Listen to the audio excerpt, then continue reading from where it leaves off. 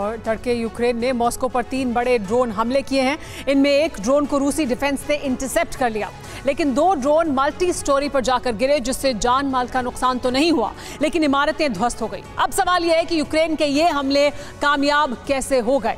सवाल इसलिए क्योंकि मॉस्को की सुरक्षा की 5 लेयर हैं और इन कवचों को भेद पाना करीब करीब नामुमकिन है। इसमें सबसे बाहरी लेयर पर S-500 एयर डिफेंस सिस्टम तैनात है, जो मिसाइल और फाइटर जेट से मॉस्को को बचाता है। वहीं दूसरी लेयर करुष्का इलेक्ट्रो वॉरफेयर सिस्टम की है। यह लेयर माइक्रो और मैक्रो ड्रोन्स को भी मॉस्को की अहम इमारतों तक पहुंचने से पहले नाकाम कर देती है। बात अगर तीसरी लेयर की करें तो इसमें self propelled medium range surface to air missile और anti aircraft artillery system Pantsir तैनात है, जो एक साथ कई हमले करने में सक्षम है। जबकि चौथी लेयर में short range 9K330 top missile system Moscow की सुरक्षा में लगाया गया है। और सबसे अंतिम 5वीं लेयर में एंटी ड्रोन सिस्टम तो तैनात है ही, साथ ही एंटी ड्रोन गन के साथ रूसी फोर्स के माहिर सैनिक भी तैनात हैं। यही वजह है कि इस हमले पर अब सवाल उठ रहे हैं।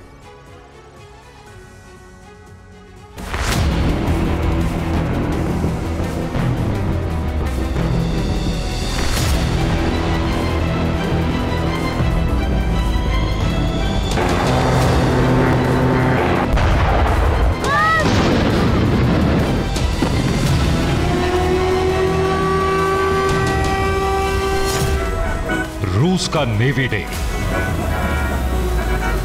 रूस की समृद्धशाली विरासत का वो हिस्सा जिसने सोवियत काल से पहले भी रूस को ताकत का केंद्र बनाने में मदद की। इसी नेवल डे का जश्न मनाए जाने से पहले समुद्री सीमाओं पर चौकसी बढ़ा दी गई थी। मॉस्को में सुरक्षा के ऐसे इंतजाम थे जो जंग के बीच भी कुछ विशेष दिनों में किए जाते हैं। लेकिन अपने कवच को दुश्मनों के हथियारों से ज्यादा ताकतवर समझना क्रेमलिन को महंगा पड़ा।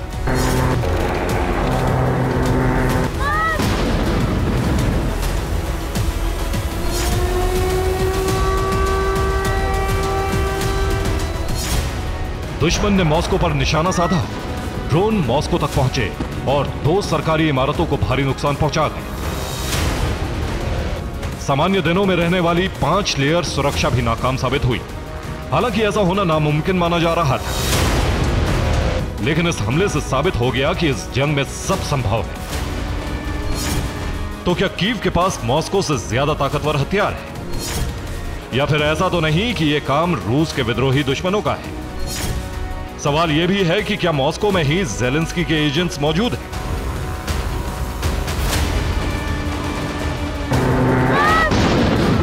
इस हमले से सवाल उठना लाजमी है, क्योंकि पहले लेयर की सुरक्षा में मौजूद S-500 ही इतना ताकतवर डिफेंस सिस्टम है जो मिसाइल और फाइटर जेट्स को 500 किलोमीटर दूर ही तबाह करने में सक्षम है।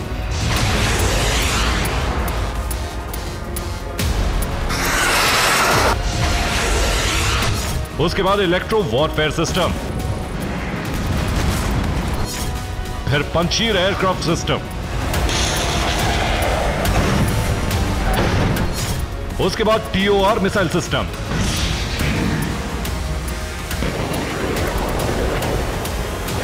और आखिरी लेयर में एंटी ड्रोन गन और एंटी ड्रोन सिस्टम से लैस सैनिकों की मौजूदगी के बावजूद यह हमला कामयाब रहा। वो भी तब जब नेवी डे से पहले सुरक्षा और ज्यादा चाक चौबंद की गई थी।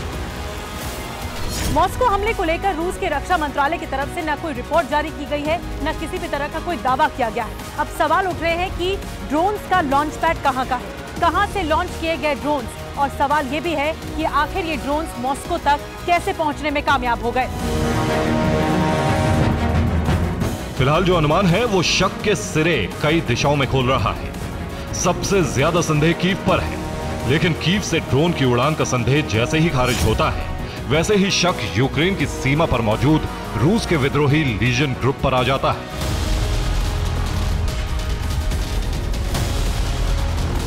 और फिर क्रेमलिन के विरोधी गुट पर आकर संदेह और गहरा जाता है, जिसमें CIA और ज़ेलेंस्की के एजेंट्स की एक्टिविटी बढ़ते महसूस होती है।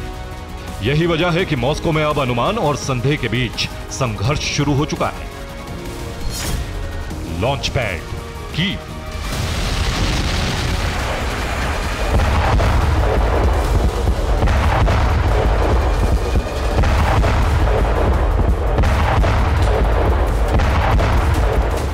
कीव पर संदेह होना आम है, क्योंकि रूस के खिलाफ बारूदी एक्टिविटी का केंद्र यही है। लेकिन कीव से मॉस्को तक ड्रोन की उड़ान करीब करीब नामुमकिन है।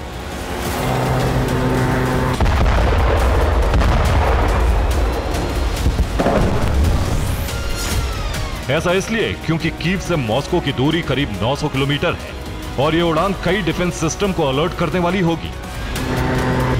इसलिए कीव से इतनी लंबी दूरी तय करके मॉस्को तक ड्रोन का पहुंचना नामुमकिन है। वहीं कामिकाजी ड्रोन्स की इतनी रेंज होना भी संभव नहीं है। लेकिन इस आशंका से थोड़ी राहत मिलते ही एक नई आशंका घेर लेती है।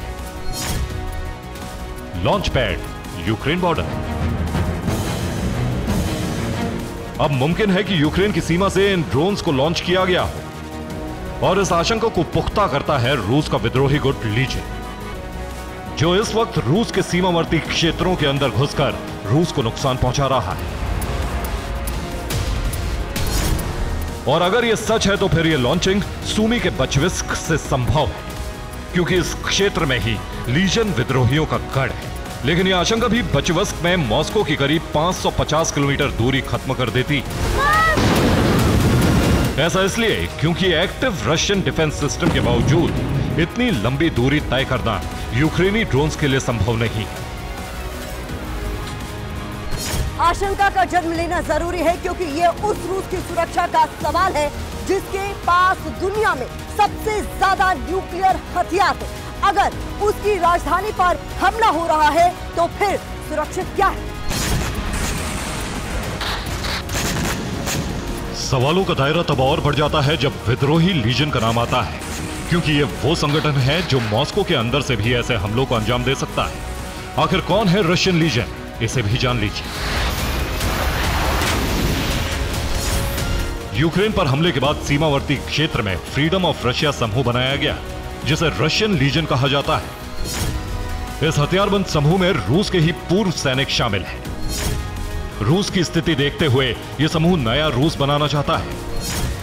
क्रेमलिन के विद्रोहियों का यह दल रूस को तोड़ने के लिए सत्ता पलटना चाहता है। इन रशियन लीजन के लड़ाके रूस के अंदर भी मौजूद हैं।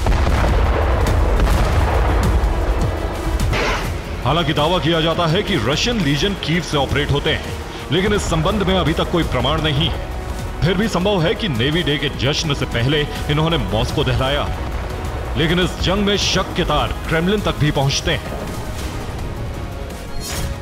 दूसरे शब्दों में कहें तो विद्रोहियों के जरिए मॉस्को पर ड्रोन अटैक संभव है, लेकिन मॉस्को की 5 लेयर सुरक्षा को भेदना नामुमकिन है। तो क्या क्रेमलिन के अंदर खाने में ही कोई धोखेबाज मौजूद है? क्या पुतिन के विरोधी खेमे ने डिफेंस लेयर को नाकाम किया है?